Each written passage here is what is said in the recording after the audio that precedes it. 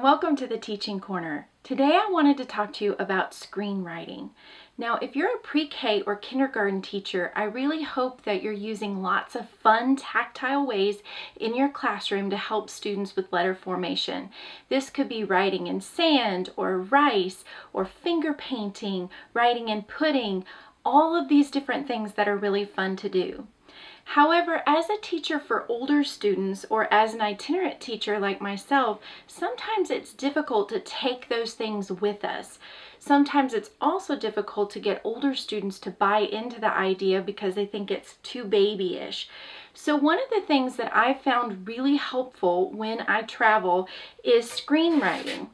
Now, these are just made out of crafting material that you can get. It's called crafting canvas, I believe. But if you can see, there's actually different spacing between these, and so it causes there to be a different feeling on your fingers. Some of my students really like the tightly woven one, and some of my students like the one that's further apart. But all I've done is taken a Sharpie and drawn lines on here. Now you might say, why in the world are the lines so big? Because a piece of paper is obviously not that big. And the reason for it is because we're actually putting the writing in gross motor. If you'll remember, I talked about in a previous video that our gross motor muscles actually have our greatest memory. That's why we can learn to ride a bike as a child and not ride it for 10 years and jump on a bicycle and remember in a couple of minutes how to ride it again. So by writing large, we're putting it into our students' gross motor. You can also see on this one that there's been an X put down here to help students know where to start. If some students are not starting in the right place, they know where on the screen to start.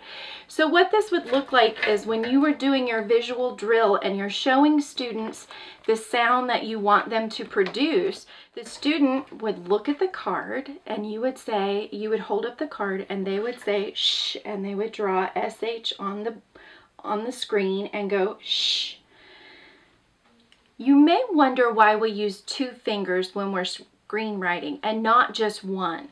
If you'll take your non-dominant hand, the hand that you don't write with, and you'll put your pointer finger of the hand you do write with out and take your nail and go across it like this and then go across your middle finger, what you'll notice is your middle finger is a little bit more sensitive than your pointer finger.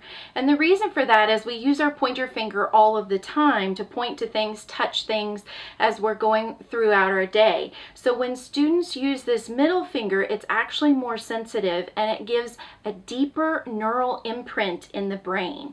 So I one time had a teacher explain it like this. She was like, when you use the two fingers, there's a nerve that sends the message up to your brain and it takes a picture. So it helps students with the tactile aspect of it. You also want to make sure that when students are screenwriting that you don't hear their nails.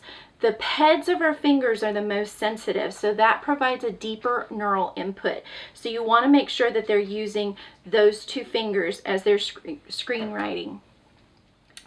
Another thing that's great about screenwriting is what I call errorless learning. So if you happen to have a student who is really struggling with directionality, one thing that you can do is put a card underneath it.